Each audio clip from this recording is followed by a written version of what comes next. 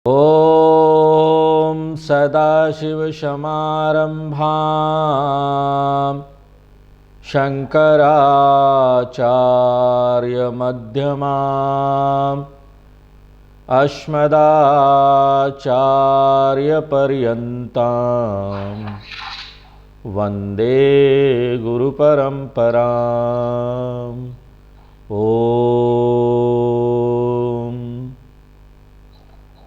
भगवान राम विवाह के पश्चात सीता जी के साथ लक्ष्मण, भरत, शत्रुघ्न सबके साथ वापस अयोध्या पहुंच गए हैं। अयोध्या में उनका बहुत स्वागत हो रहा है। मार्ग में सभी लोगों ने, जिनके बहुत पुण्य उदय हुए थे, वो राम जी का दर्शन कर रहे थे। भगवान का दर्शन प्राप्त करने के लिए एकमात्र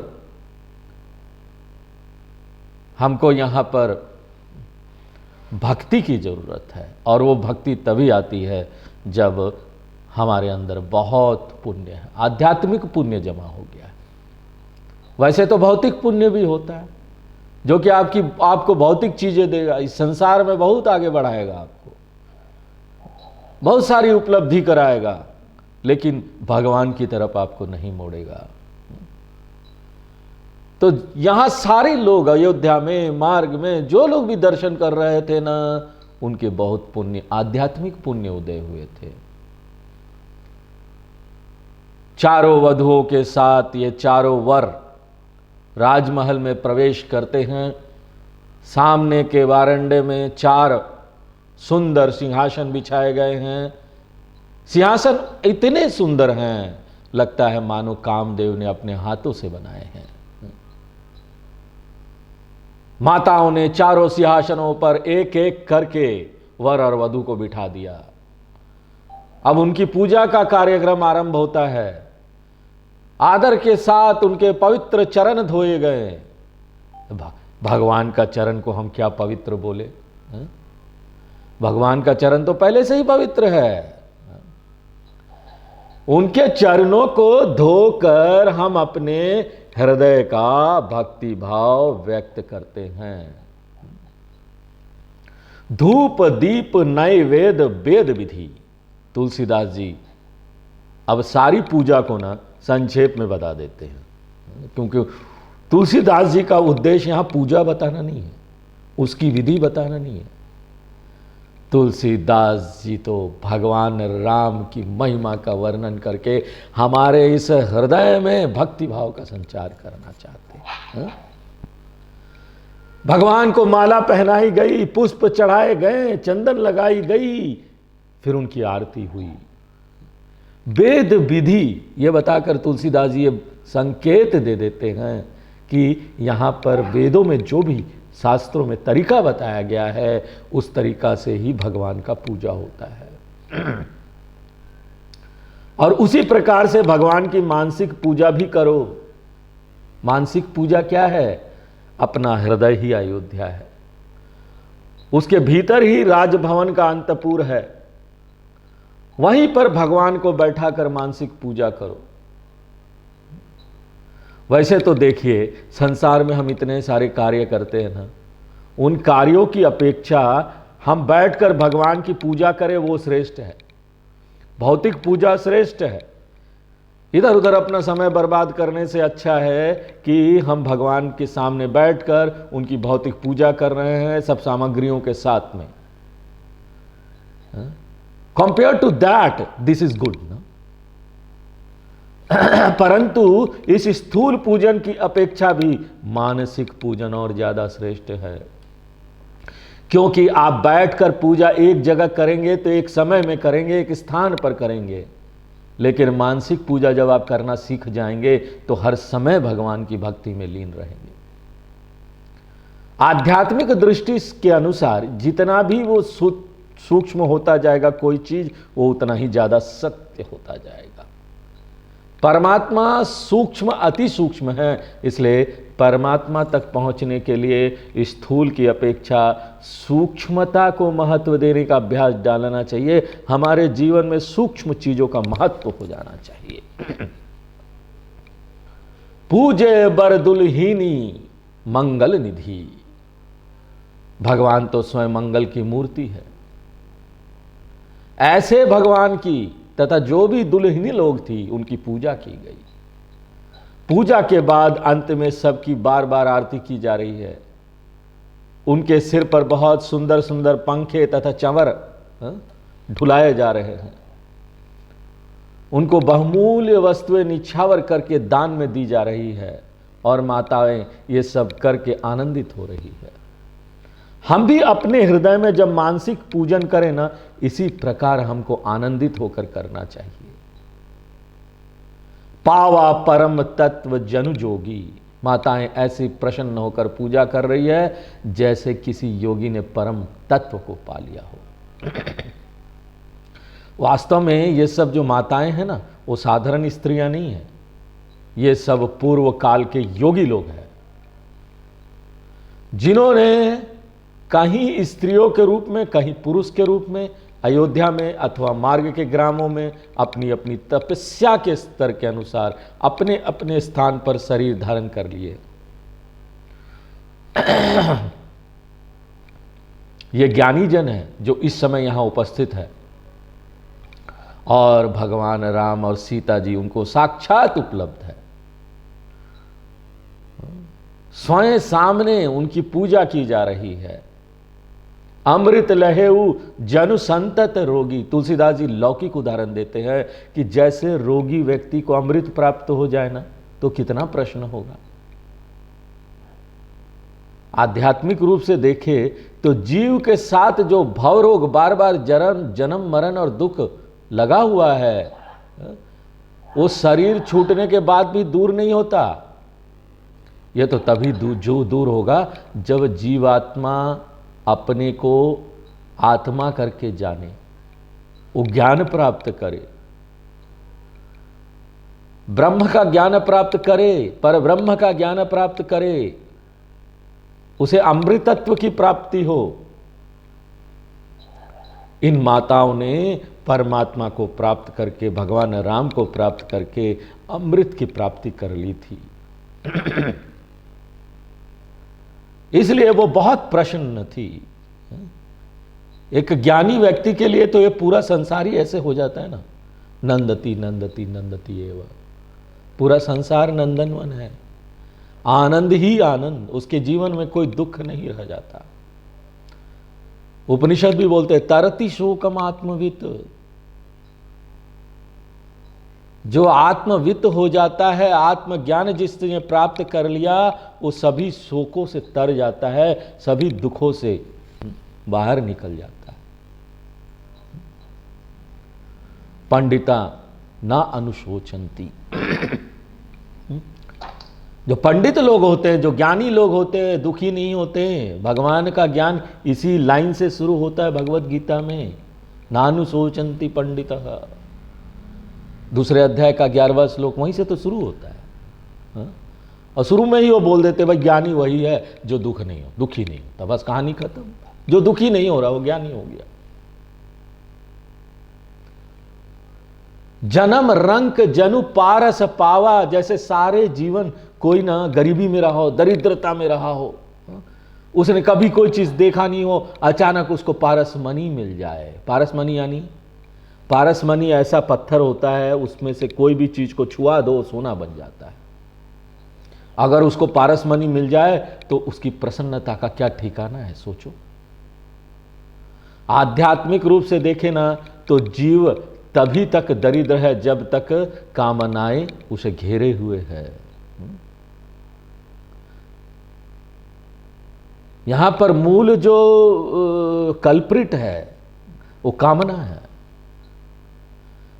जहां उसे परमात्मा की प्राप्ति हुई तो कामनाएं समाप्त और उसकी दरिद्रता भी समाप्त हो जाएगी।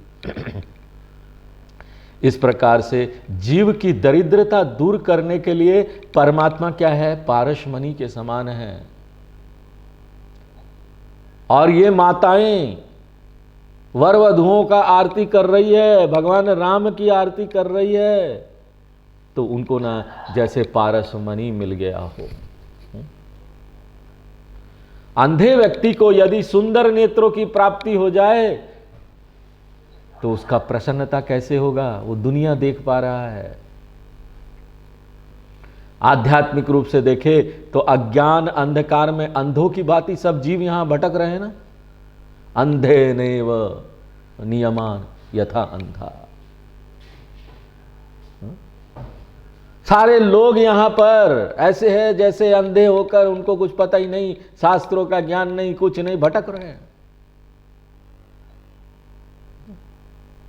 ये अमूल्य बहुमूल्य चीज हमारे पास रखा हुआ है, लेकिन हम सोचते भी नहीं कि हम इसको पढ़ें, इसको जानें, इसको व्यवस्थित रूप से इसका अध्ययन करें, अपने जीवन को बदलने के लिए इसका उपयोग करें। हमारे आचार्यों ने इतनी सुंदर सुंदर ये ग्रंथ सब लिखे हैं। अपने आप यहां कुछ नहीं होने वाला, हमको यहां पर प्रयत्न करना पड़ेगा। और जब भी हम अपने आप को बदलने का प्रयत्न करते हैं तो वो नदी की उल्टी धारा में बहने के जैसा होता है, चलने के जैसा होता है, प्रयत्न करने के जैसा होता है। कुछ करना है आपको।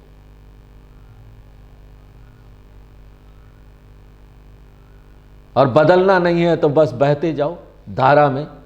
सभी लोग वही अंधे की तरह जा रहे हैं, उसी अंधे के पीछे हम भी जा रहे हैं कि हमारे बुजुर्गों ने, बाप दादाओं ने ये किया तो हम भी वैसे ही कर रहे हैं। तो ये अज्ञान का अंधकार है। और ये अंधों की भांति सब जीव भटक रहे हैं और उनके कंधे पकड़कर बाकी लोग आगे बढ़ रहे हैं। शास्त्रों का कंधा पकड़ना चाहिए हमको, गुरु और ईश्वर का कंधा पकड़ना चाहिए। ज्ञान के नेत्र हृदय में खुले और उसे परमात्मा दिखाई देने लगे, तभी परमानंद है, तभी आनंद है। बाकी आनंद क्या है? वो तो छोटे मोटे हैं। वो सचमुच के आनंद ऐसे भी नहीं है। क्यों? मैं क्यों ऐसा बोलता हूं? क्या लॉजिक है इसके पीछे? तर्क क्या है? नहीं स्वामी जी, हमको खाने में तो आनंद प्राप्त होता है ना, मजा आता है। हमको घूमने में तो आनंद मिलता है ना, आंखों से हम देखते हैं। सुनने में यहां संगीत का आनंद मिलता है ना, मजा आता है। आता है लेकिन कितनी देर तक? एक रसगुल्ला खाए, थोड़ा अच्छा लगा, दूसरा रसगुल्ला और अच्छा लगा, तीसरा और अच्छा लगा, चौथे में से वो कम होने लगता है।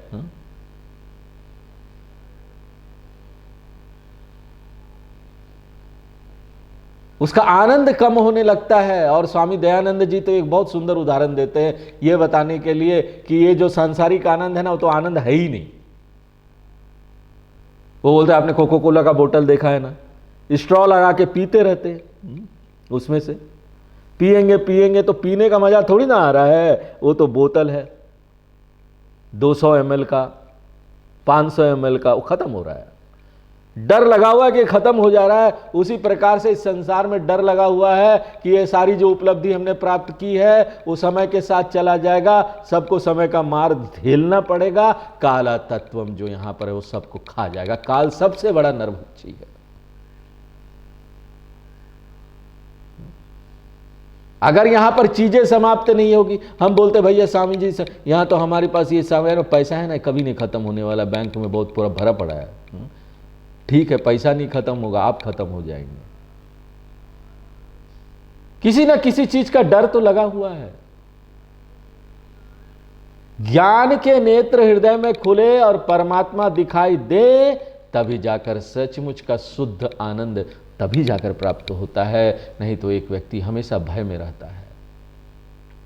मूक बदन जनु सारद छाई। गूंगे व्यक्ति को यदि वाणी प्राप्त हो जाए और वाणी भी ऐसी कि सरस्वती का वास हो, तो उसकी खुशी का क्या भला ठिकाना रहेगा?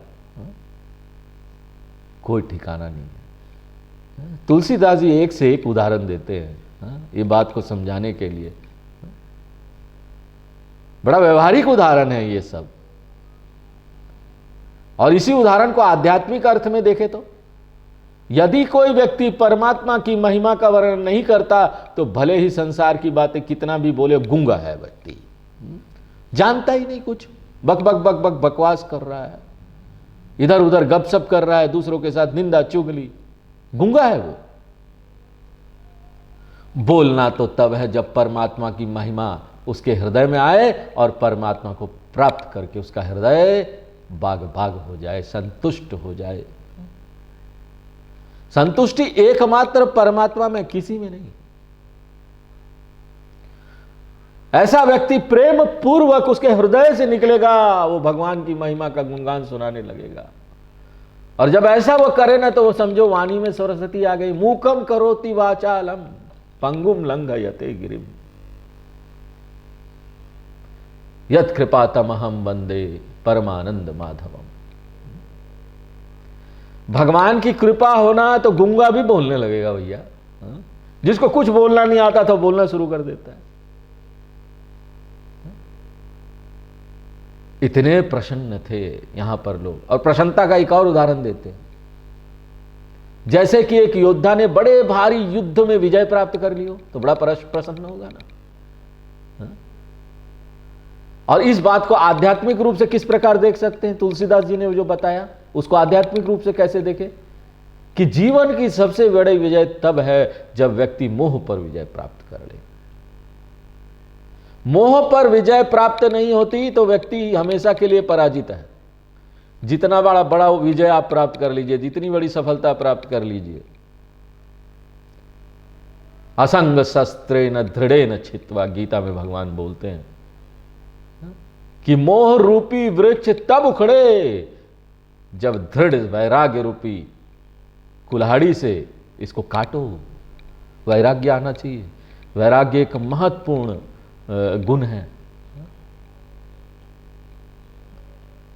मन बड़ा भटकता है, भगवान से पूछता है अर्जुन, मन बड़ा चंचल है, भगवान क्या करे? तो गीता में भगवान एक ही उत्तर देते उसका। एक बड़ी कॉमन प्रश्न है, सब लोगों का प्रश्न होता है। आध्यात्मिक मार्ग में जो आते हैं ना, सब लोगों का एक प्रश्न होता है। भगवान ने बड़ा सुंदर उत्तर इसका दे दिया है गीता में कि वैराग और अभ्यास करो। वैराग और अभ्यास से खत्म हो जाएगा और कोई तरीका ही नहीं है। अगर कोई तरीका होता तो भगवान अर्जुन को वही बताते ना, झूठ तो नहीं बताते। भगवान कभी झूठ नहीं बोल सकते। वैराग्य और अभ्यास। अभ्यास कौन सा? जो मैंने अभी तक तुमको बताया अर्जुन, कर्मयोग का अभ्यास, यम नियम का अभ्यास। यम नियम से ही शांति आएगी। यह अभ्यास हो गया। अभ्यास में ये सारी साधनाएं आ जाएगी और वैराग्य साथ साथ ऑटोमेटिकली ये सब करेंगे तो वैराग्य आ जाएगा मन में। सभी शास्त्रों में यही बात है। गीता पढ़ो, रामचरितमानस पढ़ो, भागवत पढ़ो, पुराण पढ़ो, उपनिषद पढ़ो। जीवन का विजय इसी में है कि मोह रूपी वृक्ष हृदय से उखड़कर बाहर निकल आए। तभी व्यक्ति की दुखों की निवृत्ति हो जाएगी और उसे आनंद की प्राप्ति हो जाएगी। यही सुख ते सतकोटि गुण पावहि मातु आनंदु। इन सब उदाहरणों में जिन भौतिक सुखों का वर्णन है, माताएं ना उनसे करोड़ों गुना अधिक सुख का अनुभव कर रही है। आप सोचिए, क्योंकि संसार के सुख नाशवान है और परमात्मा की प्राप्ति का आनंद शाश्वत है, हमेशा रहने वाला। और उनको तो सामने परमात्मा ही प्राप्त हो गया था। रघुवंश में चंद्रमा के समान भगवान श्री राम जी विवाह करके भाइयों के सहित घर आ गए।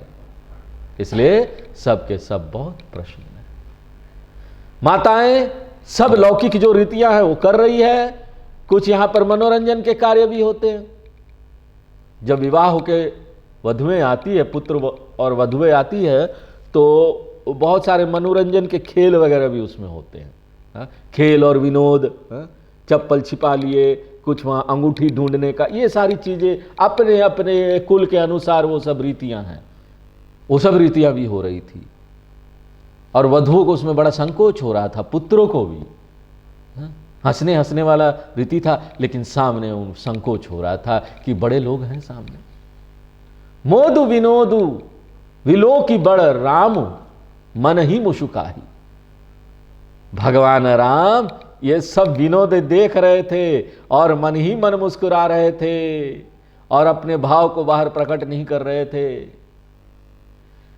संत और आचार्य लोग इसकी व्याख्या करते हैं कि भगवान ना ये सब देख के क्यों, वो सब अंगूठी, ये सब खेल, ये सब जो हो रहा था विवाह के बाद आने, ये सब देखकर क्यों मुस्कुरा रहे थे। हमारे आचार्य लोग इसके अलग अलग कारण बताते हैं। कोई कहता है कि भगवान सोच रहे हैं कि माताएं इन साधारण लोक रीतियों को करके बड़े आनंदित है, लेकिन इन बातों में क्या रखा है, सब खोखली बातें हैं, इसलिए भगवान मुस्कुरा रहे हैं। कुछ लोग कहते हैं कि भगवान सोच रहे हैं इस समय तो माताएं बड़ा हर्षित है, बड़ा खुश हो रही है, लेकिन कुछ समय बाद जब हम लक्ष्मण जी और सीता जी सहित वन के लिए चल देंगे तो इनके दुख की सीमा नहीं होगी। इसलिए आगे का दृश्य देखकर भगवान मन ही मन मुस्कुरा रहे थे।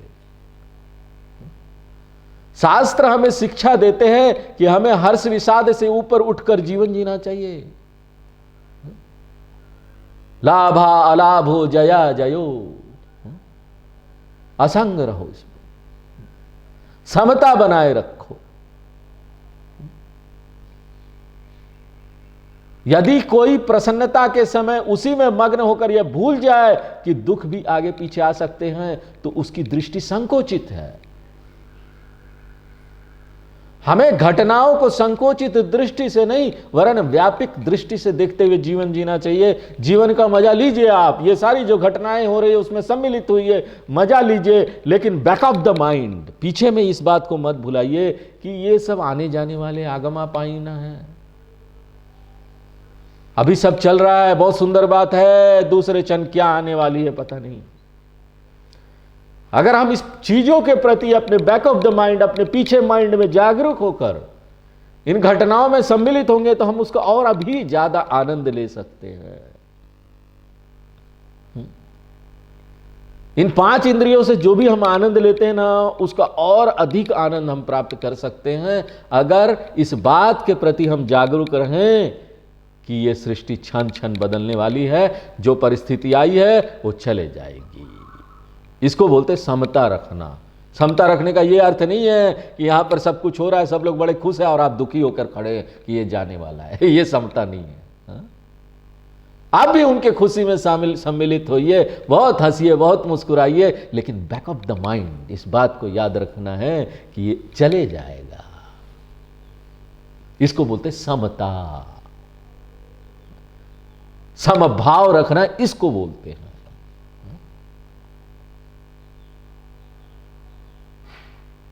क्योंकि ऑटोमेटिकली जब आपके मन के पीछे आप ये जागरूकता रहेगी कि आप जानते हैं कि इसका सत्य क्या है, थोड़े समय के लिए आया है, चला जाएगा, तो ऑटोमेटिकली ना आप उसमें बह नहीं जाएंगे, उस परिस्थिति के साथ बह नहीं जाएंगे। आपकी बुद्धि काम कर रही होगी, हर परिस्थिति में आप आनंद लेंगे और उसी बुद्धि से सीख भी लेंगे। परीक्ष लोकान कर्म चितान कर पाएंगे आप।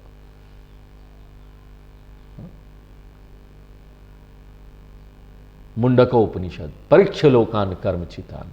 दुनिया को और जी के अच्छी तरीके से देख लो, इसमें क्या है। जब तक देखोगे नहीं, आत्मज्ञान प्राप्त करने के लिए पूछोगे भी नहीं। जब तक एक व्यक्ति के मन में यह विश्वास नहीं हो जाता अपना जीवन जीकर कि ये सब आने जाने वाली चीजें, इससे हमको नहीं सुख मिल रहा है, हमको और ऊंची चीज चाहिए, उच्चतर चीजें चाहिए, तब तक तो वो आगे बढ़कर ना परमात्मा को प्राप्त करने की कोशिश कभी नहीं करेगा, क्योंकि इसमें मेहनत है। कोई चीज के लिए मेहनत तब एक व्यक्ति तभी करता है जब उसके मन के अंदर ये बात आ जाती है, विश्वास हो जाता है।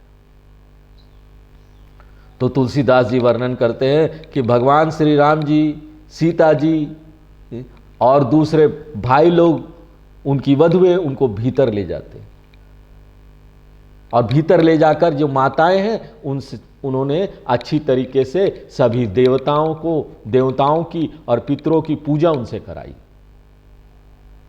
देखिए, हमारे ऋषियों ने विवाह आदि में जो सब कार्यक्रम रखे हैं ना, उनके पीछे विशेष भावना और उद्देश्य होता है। तुलसीदास जी ये सब बता बता कर उन सब जो रीति रिवाज है ना, उनकी ओर संकेत करते रहते हैं। यहां पर संकेत है कि विवाह से पहले पूजा देवताओं की गई, पितरों की गई, वो भविष्य की कामना को लेकर होती है कि ये सब हो हमारा। और जब वो कार्य संपन्न हो गया तो फिर से पूजा करते हैं देवताओं के प्रति कृतज्ञता ज्ञापन करने के लिए। यही हमारा भी प्रोसेस होना चाहिए। जब भी हम कोई काम करने के लिए निकले तो नमः पार्वती पतये हर हर महादेव, भगवान का नाम लेते हैं। कहीं यात्रा में निकलते हैं कि हमारा यात्रा अच्छा हो, और जब यात्रा से वापस आते हैं तब भी भगवान की कृतज्ञता अर्पण करते हैं। भगवान आपके कारण हमारी यात्रा न सफल रही, कहीं कोई बाधा नहीं आया। सब ही बंदी मांगहि वरदाना। फिर उन सब देवताओं की वंदना कर से उनसे वरदान मांगा कि भविष्य में भी भगवान श्री राम जी का भविष्य भाइयों सहित कल्याण हो, उन पर कोई आपत्ति ना आए। देवता लोग सामने नहीं आते, अप्रकट रहते हुए भी आशीर्वाद देते हैं, और सब माताएं उस आशीर्वाद को आंचल पसार पसार कर स्वीकार करती है। महाराज दशरथ बाहर थे, कमरे में नहीं थे। भूपति बोली बाराती लीन है। उन्होंने बारातियों को बुलाया और उन्हें सवारियां, वस्त्र, मनिया आदि आभूषण विदाई के समय दिए, और महाराज दशरथ से आज्ञा लेकर सब लोग, अब विवाह समाप्त हो गया, ये सब लोग अयोध्या में आ गए, सब लोग अपने अपने घर जा रहे हैं। और घर जाते समय कोई भी दुखी नहीं है। आजकल के विवाह में तो लोग जाएंगे वहां पर, उनका ना कुछ सही तरीके से आदर सत्कार होता है ना कुछ, और जब वापस जाते हैं तो दुखी मन लेके जाते हैं कि सही तरीके से ना खाना मिला, ना रहने को मिला, ना कुछ ठीक से मिला। लेकिन वहां पर इतना बड़ा विवाह हुआ, इतने सारे लोग आए, पूरा का पूरा नगर, और सोचो कि कैसा एडमिनिस्ट्रेशन होगा, कैसा अरेंजमेंट होगा कि एक भी व्यक्ति असंतुष्ट होकर वापस नहीं गया। सबके मन में भगवान गुड़गुड़ा रहे थे। वापस जाते समय सब राम जी का स्मरण करते हुए जा रहे थे, उनका नाम लेते हुए जा रहे थे, हमारे राम जी जय जय श्री राम। दूर के स्थानों से संबंधी लोग भी आए हुए थे, वो भी पूरी तरह से संतुष्ट होकर राम राम करते हुए वापस गए। अयोध्या वासियों को भी वस्त्र आभूषण दिए गए, उनको पहनाए गए, और ये सब पहनने वाली चीजें वो सब प्राप्त करके वो लोग अपने घर गए, और वहां जाकर भी मांगलिक कार्य करने लगे, गाना बजाना होने लगा। वाह, हम तो आनंदित होकर आए हैं। ऐसा होना चाहिए कार्यक्रम, इतना बड़ा कार्यक्रम, कोई दुखी नहीं, कोई असंतुष्टि नहीं। क्या मैनेजमेंट था, क्या एडमिनिस्ट्रेशन था, सोचने लायक।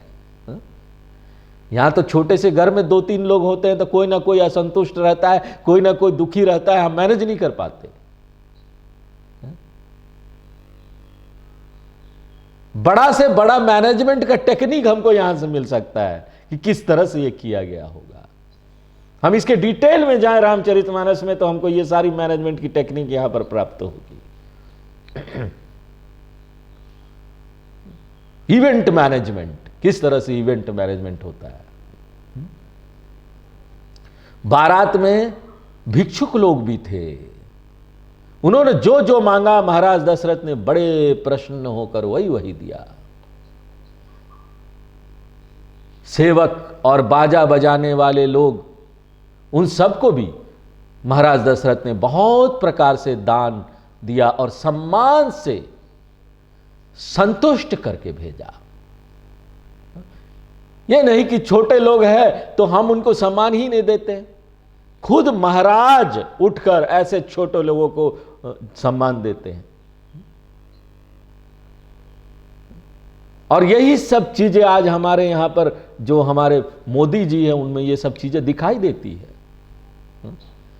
प्रधानमंत्री होकर भी जहां जहां बड़े बड़े प्रोजेक्ट होते हैं उन्होंने कहां से लिया, कहां से सीखे, उनके अंदर ये सब कहां से आया? यही शास्त्रों से आया, यही रामचरितमानस से आया, यही गीता से आया। सबसे पहले वहां जाकर वो वर्कर का सम्मान करते हैं, जिन्होंने इसको बनाया वो संतुष्ट हो, वर्कर को बैठाकर उनके ऊपर फूल से वर्षा करते हैं, इतना सम्मान देते हैं। ऐसा कोई हो जिसके हृदय में राम जी इस तरह से भरे हुए हों, अहो भाग्य हमारा। हमारे देश का नेता ऐसा हो, अहो भाग्य।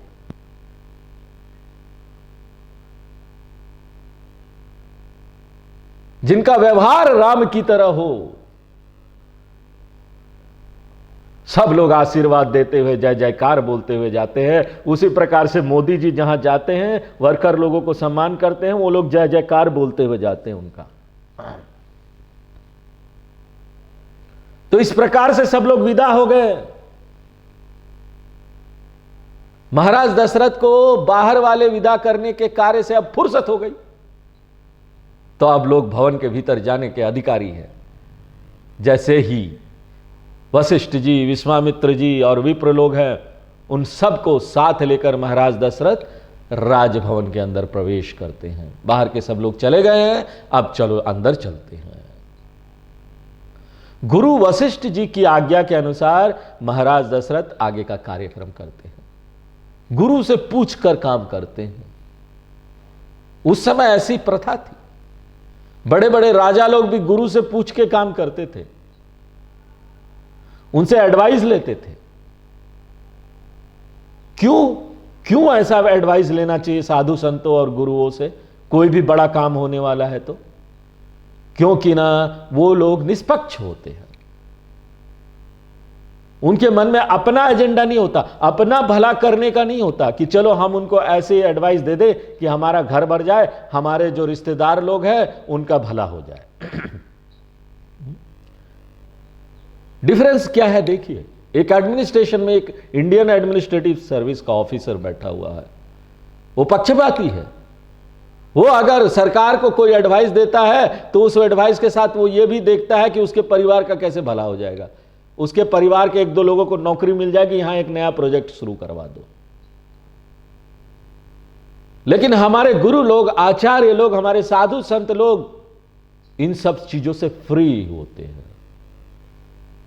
उनमें ऐसा अपना कोई एजेंडा नहीं होता, ना ही उनका अपना कोई परिवार होता है, उनका तो पूरा दुनिया ही परिवार है। वसुधैव कुटुंबकम की भावना से वो जीते हैं। ऐसा व्यक्ति ही आपको सही सलाह दे सकता है,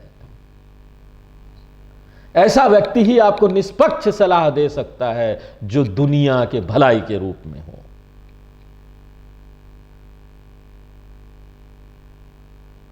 तो वशिष्ठ जी उनके गुरु, उन्होंने वैदिक रीति बताई और साथ साथ कुल और परिवार के अनुसार जो उनकी लौकिक रीति थी वो भी बताई। वैदिक रीति तो कॉमन है ना, सब लोग फॉलो करते हैं उसको। वेदों में जो दिया गया है, विवाह के समय जो रीतियां होनी चाहिए, लेकिन उसके साथ साथ कई और चीजें परंपरा से भी आती है। कुल का अपना होता है, हर एक कुल में रीतियां बदल जाती है। और जो गुरु थे उन्होंने दोनों के अनुसार सारा कार्य संपन्न करा दिया, और उसके कुल के भी अनुसार और वैदिक रीति के भी अनुसार। भुसुर भीर देखी सब रानी। महाराज दशरथ के साथ में बहुत सारे विप्र लोग भवन के भीतर आ गए थे, जो ज्ञानी लोग थे। जब रानियों ने यह देखा तो बड़े आदर के साथ उठी और अपने आप को बड़ा धन्य मानते हुए, इतने विप्र लोग हमारे भवन में आए हैं, सब रानियां विप्रों की सेवा में लग गई। नौकर नहीं लगाया। जब हमारे घर में साधु संत आते ना, हम नौकर से उनकी सेवा नहीं करवाते, हम खुद करते हैं। विप्रों के चरण धोए, उनके स्नान करने की व्यवस्था की, उसके बाद महाराज दशरथ ने उन सबको बैठाकर उनकी पूजा की, उन्हें माला पहनाया, अक्षत लगाए, सबको भोजन कराया, सबको दक्षिणा दिया, दान दिया, और जितने भी विप्र लोग, पंडित लोग थे, सब प्रसन्न हो गए और महाराज दशरथ से आज्ञा लेकर उनको आशीर्वाद देते हुए गए, हमेशा सुखी रहो, तुम्हारा भला हो, क्योंकि तुम दुनिया का भला कर रहे हो। बहुविधि कीन्ही गाधी सूत पूजा। विप्रो को विदा करने के बाद अब महाराज दशरथ ने विश्वामित्र जी की पूजा की और विनती भी की कि हे नाथ, मेरे समान और कोई धन्य नहीं होगा, आज मैं धन्य हो गया, जो मैं चाहता था सब पूरा हो गया, और यह किसके कारण से हुआ? हे गुरुजी, आपकी कृपा से हुआ। भजन में तो हम लोग बोल लेते हैं, आपकी कृपा से मेरा सब काम हो रहा है, करते हो आप प्रभु जी, मेरा नाम हो रहा है। भजन तो हम गा लेते हैं, लेकिन सचमुच में इसको अपने जीवन में लेकर आना, कृतज्ञ रहना चाहिए। किया हमने, लेकिन कभी क्रेडिट नहीं लेना चाहिए, किसी चीज का क्रेडिट मत लीजिए। संकोच होना चाहिए। अगर कोई हमको ये बोले कि आहा तुम बहुत बड़े हो, तुमने अपना काम, ये बड़ा काम कर दिया, नहीं नहीं, ये तो हमारी वजह से नहीं हुआ, हाँ, ये तो बस उसकी वजह से हुआ, क्रेडिट दूसरे को दे दियो। एक आध्यात्मिक व्यक्ति ऐसा ही करेगा, जिसको आध्यात्मिक विकास करना है ना, किसी चीज का क्रेडिट लेगा ही नहीं।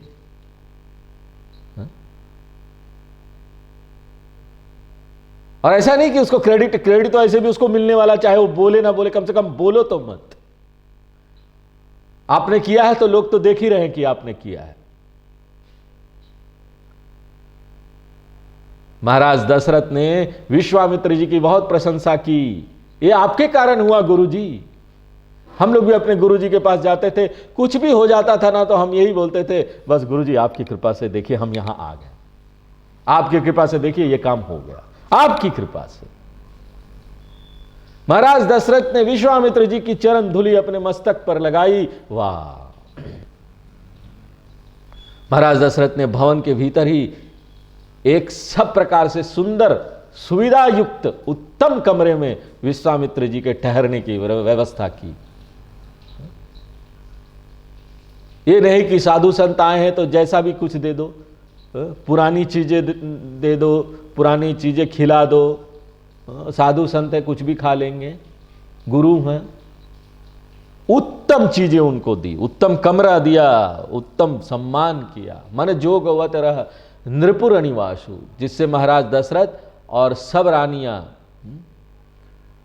हर समय ये देखते रहे ये लोग कि विश्वामित्र जी कब क्या चाहते हैं, कब अभी क्या चाहिए, अभी क्या चाहिए, खड़े रहे सामने। नौकर को नहीं लगाया देखते रहो कि क्या चाहिए क्या चाहिए, स्वयं उनकी सेवा कर रहे थे। आज समय हो गया है तो यहीं पर विराम देते हैं, आगे फिर हम लोग नेक्स्ट क्लास में देखेंगे। पूर्णमदः पूर्णमिदं पूर्णात् पूर्णमुदच्यते पूर्णस्य पूर्णमादाय पूर्णमेवावशिष्यते। ओम शांति शांति शांति।